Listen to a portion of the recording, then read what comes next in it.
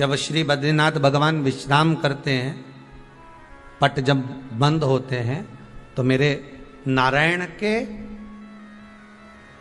हृदय से बाहर जो लक्ष्मी जी का मंदिर है, वहां से लक्ष्मी जी को लाकर हृदय से लगाया जाता है और भगवान को एक कम्मल पूरा घी में उसको लपेट कर, पूरे घृत में उसको लगाकर, गौ माता के घृत में उसको लगाकर नारायण को भगवान शिव का स्मरण कर कर लपेटा जाता है। भगवान नारायण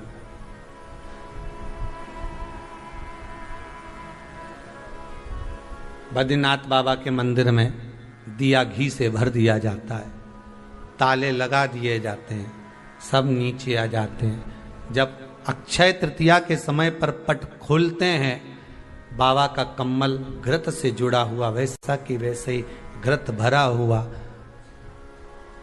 घृत में स्थिरता है, घर में घृत के अंदर लक्ष्मी का भाव आ जाता है। हमारे यहाँ हिंदू धर्म में बहुत सुंदर बात कही जाती थी पहले, आजकल जमाने में कहते कि नहीं कहते मालूम नहीं, पर मारवाड़ के अंदर एक रीति थी, घर के अंदर रसोई घर में एक इतनी बड़ी कुल्हड़ होती थी जिसमें घी भरा होता था, छोटी सी चम्मच होती थी, उसमें पूरे घर का घी खाली हो जाए और उस कुल्हड़ का घी खाली नहीं होना चाहिए। नानी भाई का मायरा सुना है आप लोगों ने? अगर नानी भाई का मायरा सुना होगा तो नानी भाई के मायरे में नरसिंह मेहता जी की जो दादी के प्राण छूटे थे वो केवल इसी बात पे छूटे थे। अगर नानी भाई का मायरा सुना होगा तो आपको मालूम होगा, नानी भाई के मायरे में जब नरसिंह मेहता भोजन करने के लिए बैठे तो नरसिंह मेहता की भाभी दुरत गौरी ने कह दिया दादी के सामने, जब दादी बोली क्यों इसकी रोटी में घी नहीं लगा, तो कहा कुल्हड़ का घी समाप्त हो गया है, रसोई घर में जो बाटकी रखी थी उसका घी समाप्त हो गया। जय कुंवर भाई को चिंता लग गई, आंखों से अश्रु बहने लगे और जय कुंवर भाई नरसिंह मेहता की दादी प्राणों को छोड़ दी कि मेरे रसोई घर का घी समाप्त हो गया, मतलब ये घर अब बर्बाद होने में देरी नहीं लगेगी। नानी भाई का मायरा कहता है दादी के प्राण छूट गए थे, नैनों से नीर बह रहा था, केवल जरा सा संवाद। शास्त्र कहता है घर के रसोई घर में जिस बाटकी से आप रोटी पर घी लगाते उसकी बाटकी में भले आधा चम्मच घी पड़ा पर पड़े रहना चाहिए, क्यों? वो लक्ष्मी को घटने नहीं देता। जिस दिन बाटकी मंज जाए, साफ हो जाए, उसी दिन उसको धोकर पोंछ कर वापस भर देना चाहिए। अगर बाटकी गंदी हो गई तो आप धो पोछो, मना नहीं है, पर उसको धोने पोछने से पहले एक कटोरी में घी भर दो, चम्मच रख दो। पर रसोई घर में बाटकी में घी होना चाहिए और उसमें आप डालते रहो और लगाते रहो, रोटी में चलेगा, पर बाटकी का घी समाप्त नहीं होना चाहिए, कुल्हड़ का घी समाप्त नहीं होना चाहिए। वो बरकत है, वो भंडार है, वो संपदा है हमारी। घृत वैभव देता है, घृत वैभव प्रदान कर,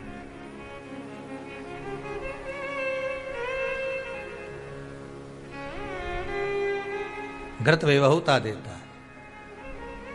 कितना सुंदर कहा है। शंकर भगवान के शिवलिंग पर घृत चढ़ाने के बाद आपने दही चढ़ाया शिव जी को, ठीक है, आपने दूध चढ़ाया, जल चढ़ाया, दही चढ़ाया, शहद चढ़ाया, शक्कर चढ़ाई, मिष्ठान चढ़ाया, जो भी आप शिव जी को चढ़ा रहे हो उसमें से केवल एक पदार्थ, एक वस्तु, घी, शंकर के शिवलिंग पर चढ़ाने के बाद में उसी शिवलिंग का घृत, जहां शिवलिंग रखा हुआ है, शिवलिंग जहां रखा रहता है उस कटी पर उस घृत से हस्त फेर देना चाहिए अपनी मनोकामना कर कर। जो अभिषेक आपने किया है वो अभिषेक का फल भगवान भोलेनाथ कुछ ही दिन में प्रदान कर देते हैं। मात्र उंगली फेर देने पर, घृत पात्र की उंगली, घृत का जो आप अभिषेक कर रहे हो, जल चढ़ा रहे हो, दूध चढ़ा रहे हो, आप पंचामृत सामग्री समर्पित कर रहे हो, आप दुनिया की सारी वस्तु भगवान को दे रहे हो, तो घी चढ़ाते समय जब घी चढ़ जाए, शंकर के शिवलिंग पर घी चढ़ गया, उसकी एक उंगली लेकर शिव मंदिर में जहां शंकर जी पिंडी पर बैठे हैं उस जलाधारी पर जो शिवलिंग रखा हुआ है उसके चारों तरफ उस घृत को लगा देना चाहिए अपनी कामना कर कर। महाराज शिव उसको स्वीकार करता है। क्यों? शंकर और पार्वती के मिलन स्थल, माता पार्वती की गोद में भगवान शंकर का जो शिवलिंग स्वरूप विराजमान है, हस्त कमल के अंतर्गत जो भगवान विराजमान है, उसका फल चोगना मिल जाए।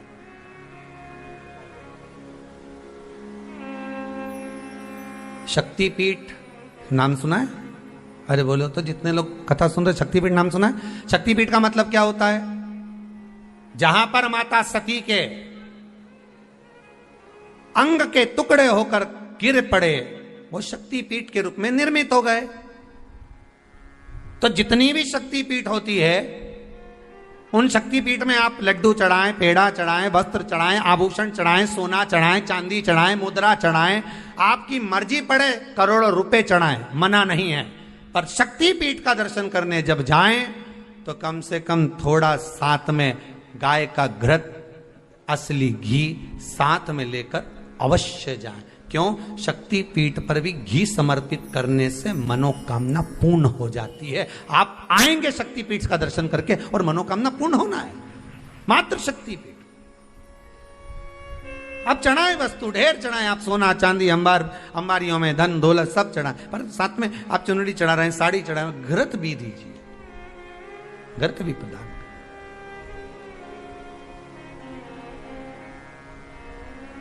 घृत का दान मूल है।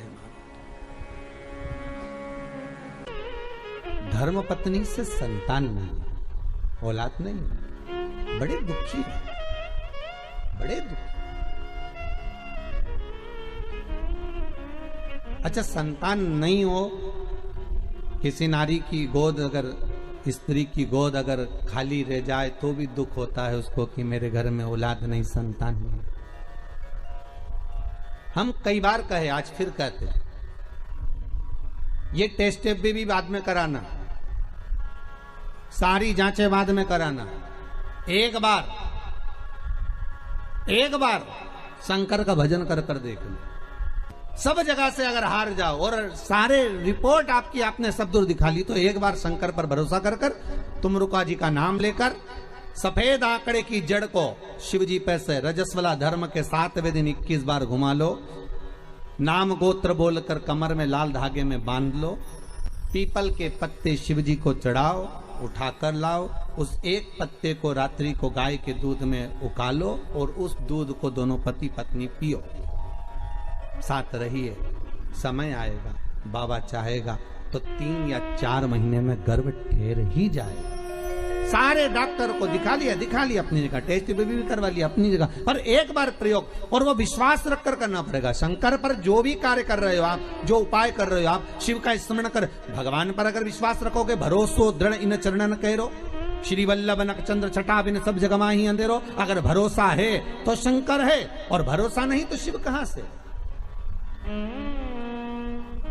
विश्वास लेकर अगर आए हो तो काम तो होगा। ये लोग काशी से आए हुए हैं, विश्वास लेकर ही तो आए होंगे कि हम जाएंगे शंकर की कथा में तो बाबा कृपा जरूर करेगा। कई लोग यहाँ पर बैठे हुए हैं जो विश्वास लेकर आए हुए हैं, दूर दूर से आए हुए हैं, केवल विश्वास लेकर कि भगवान कृपा करेगा किसी न किसी रूप में, मुझे विश्वास है कि बाबा मेरी सुनेगा।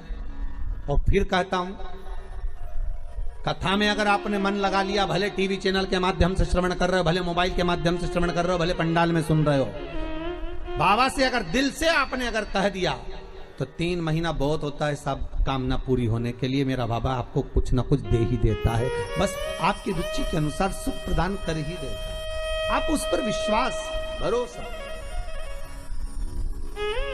भटकना नहीं है हमको, मार्ग से विचलित नहीं होना। कहती है घंटी का नाद, उसको भगवान के लिए बजाते हो कि भगवान तुम भोजन करो, भगवान तुम जा, नहीं।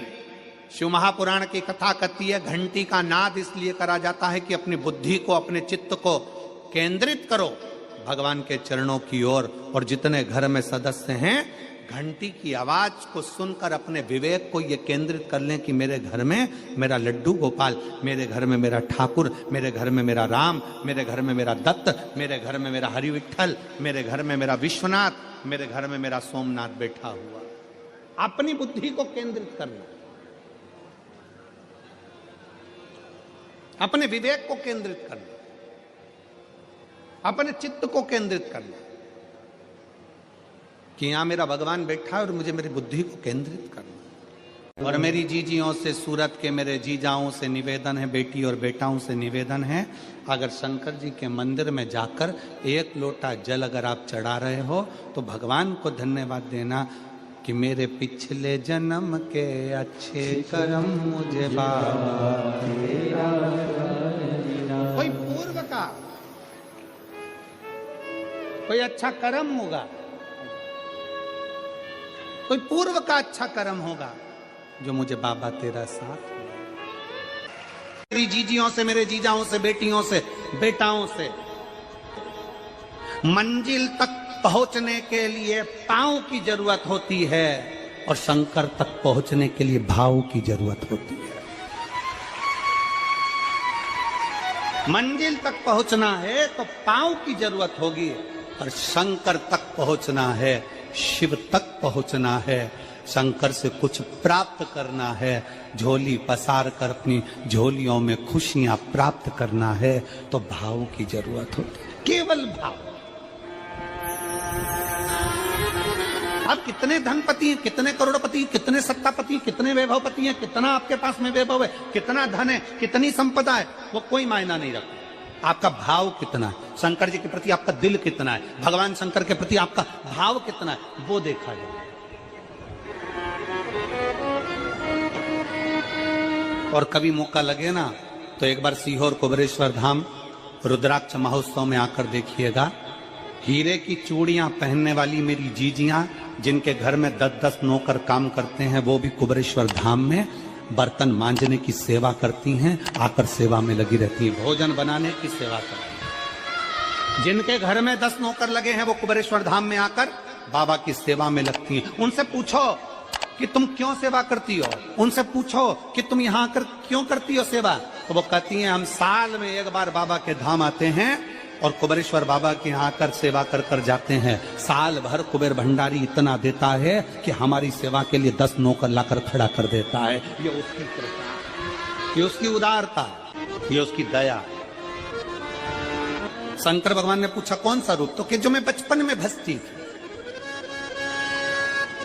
जो मैं बचपन में भजती थी, जिसको मैंने बचपन में दर्शन किए हैं, छोटा सा शिवलिंग, छोटा सा शिव, ठीक है, छोटा सा शिवलिंग का रूप शंकर भगवान रखने को तैयार है, ठीक है। शिवजी ने पूछा कि मुझे उठाएगा कौन। पार्वती जी मुस्कुरा कर कहती हैं सुनो भोलेनाथ, आप अगर अपने असली स्वरूप में बैठते हो ना तो दुनिया का कोई तुम्हें तिल भर नहीं हिला सकता, पर जब तुम छोटे से शिवलिंग के स्वरूप में हो जाते हो तो कोई बच्चा भी तुम्हें गोदी में ले लेता है, क्योंकि वो आपको भोला मानता है, वो आपको भोला मानता है, वो आपको भोला समझता है, सरल सहज।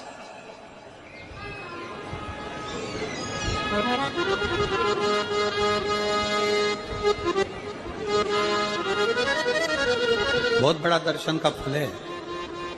शंकर भगवान की मूर्ति से दर्शन करने से ज्यादा बड़ा दर्शन का फल है शिवलिंग का दर्शन करना। स्वप्न में शंकर भगवान की मूर्ति को देखना, जटाजूट बांधे हुए शंकर जी को देखने से बड़ा फल है शंकर के शिवलिंग का स्वप्न में दर्शन करना। अगर सपने में किसी को शंकर का शिवलिंग दिखता है, सपने में कोई अपने घर से पानी चढ़ाने शंकर को जा रहा है, मैं लोटा भर के जल चढ़ा रही हूं, सपने में दिख रहा। और कई कई ऐसे भी होते हैं जिनको सपने में दिखने की जगह वो सपने में चल भी देती है।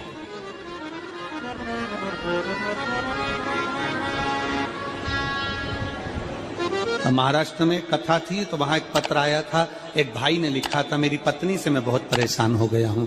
उसका नाम हमें स्मरण में नहीं है, सिरपुर की कथा में वो पत्र था। तो उसने लिखा मैं अपनी पत्नी से परेशान हो गया हूं। तो उससे हमने एकांत में बुलाकर पूछा भाई ऐसा क्या हो गया, बता तू क्या हुआ। उसका फोन नंबर था, उसको फोन लगवाया, पूछा क्यों परेशान हो गया। उसने कहा मेरी पत्नी रात को चिल्लाती है बोल बम का नारा है बाबा। शाम को 4 बजे से लेकर 7 बजे के बीच में शंकर और पार्वती के भ्रमण का समय रहता है। मेरे देवाधिदेव महादेव माता पार्वती के भ्रमण का समय। भगवान शंकर पार्वती घूमने को निकले। इसलिए हमारा सनातन धर्म कहता है शाम के समय पर माताओं को झाड़ू नहीं लगाना चाहिए, शाम के समय पर माताओं को चूड़ी बिछिया नहीं बदलना चाहिए, शाम के समय पर माताओं को मांग में सिंदूरा नहीं भरना चाहिए, शाम के समय पर माताओं को पाल नहीं बांधना चाहिए, शाम के समय पर माताओं को चौखट पर नहीं बैठना चाहिए। उसका कारण क्या है? क्योंकि पार्वती जी ने भगवान भोलेनाथ जी से कहा था कि तुम मुझे रोज शाम के समय प्रदोष काल में भ्रमण के लिए लेकर जाते हो, मेरे लिए आज्ञा क्या है? शंकर भगवान ने कहा सुनो पार्वती, मंदिर के अंदर नंदी रहता है, जाने वाला यात्री जब मंदिर में मेरा दर्शन करने आता है तो नंदी के कानों में कहकर जाता है कि शिव जी को मेरे यहाँ लेकर आना। मैं नंदी के अनुसार उनके घर जाता हूँ, मेरा काम है उनका कल्याण करना और तेरा काम है उनके घर की नारी को अखंड सौभाग्यवती का वर प्रदान करना, ये तेरा। आंखों से जल बह रहा। तब पार्वती माता ने कहा अखंड सौभाग्यवती होने का वर मैं तो दे दूंगी, पर उस समय पर माताएं चूड़ी बदल रही होगी, हाथ से चूड़ी निकाल रही होगी, तुम्हें वर कैसे दे सकती हूँ? मांग भर रही होगी, तुम्हें वर कैसे दे सकती हूँ? उस समय पर चूड़ी बिछिया बदला जा रहा होगा, तुम्हें वर कैसे दे सकती हूँ? उस समय पर झाड़ू लग रही होगी तो मैं लक्ष्मी को वहां कैसे भेज सकती हूँ? आप बताओ। तो शंकर भगवान ने कहा प्रदोष का समय एक ऐसा समय होता है, शाम का समय ऐसा होता है जिस समय पर केवल शंकर और पार्वती की आराधना का समय होता है। अमलेश्वर में तब कथा के मध्य में हम तो कई लोगों से कहते हैं बीच में बैठ, अगर आपके यहाँ फिर वहाँ संपदा नहीं आ रही है, बहुत मेहनत कर रहे हो, फल नहीं मिल रहा, कहीं नौकरी, कहीं सर्विस या कहीं व्यापार या व्यवसाय में कहीं तकलीफ आ रही है, हम सबसे कहते हैं शाम का समय पकड़ लो, शंकर जी के मंदिर में दिया लगाना प्रारंभ करो। शिव मंदिर में अगर दिया नहीं लगा रहे हो तो बेलपत्री के पेड़ के नीचे दिया, बेलपत्री और शंकर जी के मंदिर में दिया नहीं लगा रहा तो शंकर जी के मंदिर के बाहर चौखट पर दिया लगा। इतना भी नहीं कर सकते तो अपने घर के बाहर अपने द्वार पर दिया लगा दो और शंकर जी के नाम का श्री शिवाय नमस्तुभ्यं बोलकर शंकर भगवान को याद कर कर अपनी कामना कर कर बाबा का स्मरण कर कर पंचाक्षर मंत्र नमः शिवाय, षडाक्षर मंत्र ओम नमः शिवाय, द्वादशाक्षर मंत्र ओम नमो भगवते वासुदेवाय, जो मंत्र तुमको याद है उसका स्मरण कर कर लक्ष्मी हो चाहे नारायण हो चाहे राम हो चाहे कृष्ण हो, स्मरण कर कर शाम के समय बाहर दिया लगा दो, दरवाजे के पास लगा दो, सुनेगा जरूर, आएगा उसका वेलकम जरूर होगा और वो कुछ देकर जरूर जाएगा। शिवलिंग की स्थापना नियम तो बनाओ, उसके पहले राम जी ने उसकी चौखट पर जाकर कहना था कैलाश पे से शिवलिंग लेकर रामचरितमानस का स्मरण करो, जाओ। बृहस्पति महाराज ने कहा कि शाम का समय जो प्रदोष का समय होता है उस समय पर इंद्रदेव तुम शंकर जी की आराधना करो। शिव आराधना से शंकर जी जो मार्ग प्रशस्त करेंगे, शिव आराधना से जो शंकर जी कहेंगे वो तुम निर्माण कर दिया। ठीक है, आराधना करी बाबा भोलेनाथ शिवलिंग का निर्माण कर दिया, जानकी जी ने शिवलिंग का निर्माण कर दिया। मतलब शिव जी को प्राप्त करने के लिए क्षण की भी देरी नहीं करना चाहिए, तुरंत हनुमान जी शिवलिंग लेकर आए। हनुमान जी मालूम नहीं था इंद्रदेव, हनुमान जी बोले प्रभु वो बृहस्पति महाराज ने प्रदोष की महत्वता समझाई तो प्रदोष का समय जानकर शंकर जी पर 7 बेलपत्र प्रदोष के दिन इंद्र ने समर्पित कर दी बिना सोचे। राम जी मुस्कुरा कर बोले रे हनुमान, इतनी बेलपत्र शंकर के शिवलिंग की पूजन में तो प्रदोष का व्रत करो, चाहे ना बन जाए वैसा बना लो, जैसी पूजन हो मंदिर में चढ़ी हुई बेलपत्र को उठा लो। तो मेरे शिवलिंग का क्या होगा?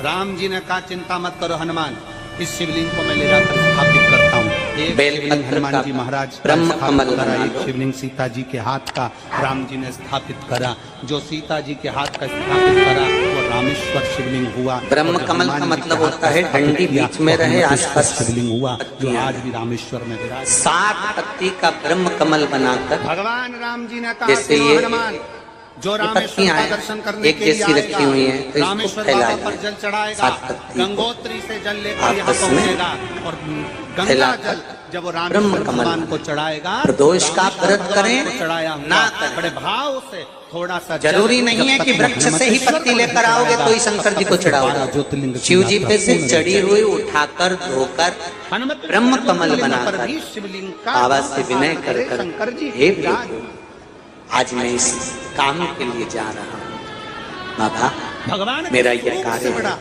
बोल कर श्री पूजन का शिवाय कोई कह देना नमस्तुभ्यम, कोई कह दे किसी बोल के जाओ, कोई कह दे शिवलिंग पर समर्पित हमारे घर के मंदिर का दर्शन करिए, सबसे बड़ी खुशी हमारे जीवन में। दिन भर के प्रदोष व्रत का फल फूल गई, उसमें भगवान बाबा शंकर का दर्शन एक होगा, बेलपत्री समर्पित करने पर ही प्रदान कर देता है। दर्शन होगा, शिव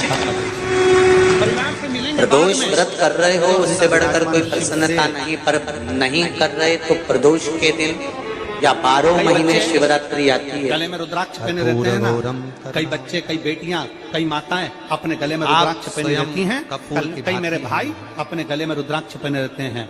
और बच्चे के गले में जब रुद्राक्ष का दर्शन होता है तो ऐसा लगता है कि शंकर इसके साथ कदम से कदम मिलाकर चल रहा है। पहले हम उस रुद्राक्ष को नमन करते हैं। जिसके गले में रुद्राक्ष होता है कपूर क्यों जलाया जाता है? क्योंकि उसके गले में शंकर स्वयं विराजमान है, शिव उसके साथ चल रहा है। कपूर जलाना क्यों जरूरी है? आरती में, यज्ञ में, शंकर स्वयं विराजमान है, शिव उसके साथ चल रहा है। कौन है ये कपूर? कपूर शंकर भगवान को कहा कर्पूर गौरम करुणावतार, शिव उसकी साक्षी दे रहा है। आप कपूर की तरह सोए थे, पर कपूर की तरह आप हैं, क्योंकि कपूर है क्या? जब भगवान राम और कृष्ण ने यज्ञ किया, देवताओं ने आवृत्त यज्ञ, उसकी उदारता, उसकी करुणा, भगवान विष्णु जिस यज्ञ को एकत्र, भगवान राम ने जो अश्वमेध यज्ञ किया, देवताओं ने जो यज्ञ किया, आनंदमय भगवान विष्णु जिस यज्ञ को किया। मेरा नाम जानकी देवी यज्ञ केवल राम ने, श्री बुद्ध राम, शिव के अधीन हो, लक्ष्मी के साथ शिव के अधीन, शिव की शरणागति ग्रहण। अश्वमेध यज्ञ का अश्व राम जी के समय पर तो लवकुश ने पकड़ा था, पर विष्णु भगवान के समय पर वो यज्ञ का घोड़ा सब दूर घूमता था। क्या देगा अश्व जो आया वापिस, क्या भगवान विष्णु से उस अश्व ने निवेदन करा कि अब मुझे करना क्या, मैं सब लोग से, मेरी जीजियों, मेरे जीजाओं, मेरी माताओं, मेरे भाई, मेरी बहनों, मेरी बेटी और बेटाओं। तब भगवान विष्णु ने भगवान शंकर से निवेदन करा कि इस अश्व का क्या तुम्हारे पास आकर, शंकर भगवान ने 33 कोटि देवताओं को विराजमान किया है। शंकर अपने अंदर 33 कोटि देवताओं को बिठाकर, तब भगवान शंकर ने हाथ में गंगा का जल लेकर उस अश्व पर छोड़ा, तो उसको कपूर व्यक्ति का नंबर भी लेकर यज्ञ में समर्पित कर। और पूछना कि 3 महीने में तूने जो रायपुर में किसी का मुंह धूता कराया था, तेरे को 3 महीने में बाबा ने दुगना चौगुना दिया, अश्व को दान दिया गया। अर्थात पृथ्वी पर मनुष्य यदि अपने घर में आरती पूजन में कपूर को प्रज्वलित करेगा तो उसको 1000 अश्वमेध यज्ञ का फल उसी समय पर प्राप्त हो जाएगा। इसलिए हर आरती के पूजन के बाद कपूर का टुकड़ा, शंकर भगवान अपना रूप बदल, शिव जी शिवलिंग की आकृति, पार्वती की बड़ी महत्वता, मुझे उठाएगा कौन? शंकर भगवान से पार्वती जी कर रही है, अगर आप स्वरूप में रहे तो कोई नहीं उठाएगा। पर घर में क्लेश मचा हुआ है, बहुत आसान है, बहुत ज्यादा क्लेश है, बहुत ज्यादा क्लेश, तो कपूर के 4 टुकड़े कर लीजिए और 4 टुकड़े कर कर चारों दिशा में घर में रख दीजिए। कितना भी झगड़ा चल रहा होगा, कितना भी क्लेश मचा होगा, शांति हो जाएगी, अपने आप शांति हो जाएगी। 5 या 7 मिनट बस कपूर अपने पिता के घर, अपने बाबुल के घर, अपने पिता के घर, अपने बाप के घर जब भी जाते हैं, कोई फैक्ट्री नहीं चल रही हो, दिल लेकर, कोई व्यापार नहीं चल रहा हो, तो एक कांच की प्याली में कपूर के 7 टुकड़े, फिटकरी के 2 टुकड़े और ध्यान खड़े नमक का 1 टुकड़ा केवल उस प्याली में रख दीजिए। खाली 15 दिन तक रखे रहने दो, आपको खुद मालूम पड़ जाएगा कि व्यापार कैसे चल है। आनंद फिर भी अपने आप व्यापार मना करते नहीं, अपने जेब खाली है फिर भी मना करते नहीं।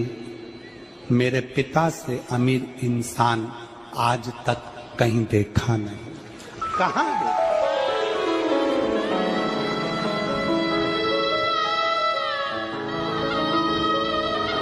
में पानी है, वो धीरे धीरे डॉक्टर बोल रहा है सूख जाएगा। अब डरने का विषय नहीं है। शिव तत्व कहीं समस्या खड़ी हो जाए, कहीं बहुत विकट समस्या है और कोई हल ना मिल रहा हो, तब जिस शिव मंदिर में आप आराधना करने जाते हो, पूजन करने जाते हो, अर्चना करने जाते हो, उस शिव मंदिर के पास में कहीं बेलपत्री का वृक्ष ढूंढो और उस बेलपत्री के वृक्ष के नीचे केवल आप जाकर एक मूंग का दाना या एक चावल, वहीं पर जो कंकर पड़ा हो उसी कंकर को शिव मानकर आप समर्पित कर कर लोटा भर के जल समर्पित कर दो। आपको ये नहीं कि माला पकड़ के बैठना, आपको ये नहीं कि मंत्र का जाप करना, आपको ये नहीं है कि आप कोई मंदिर में जाकर बैठ जाओ। आपने जल चढ़ा दिया, शिव से डायरेक्ट जाकर कह दिया कि मेरी ये समस्या बड़ी विकट है।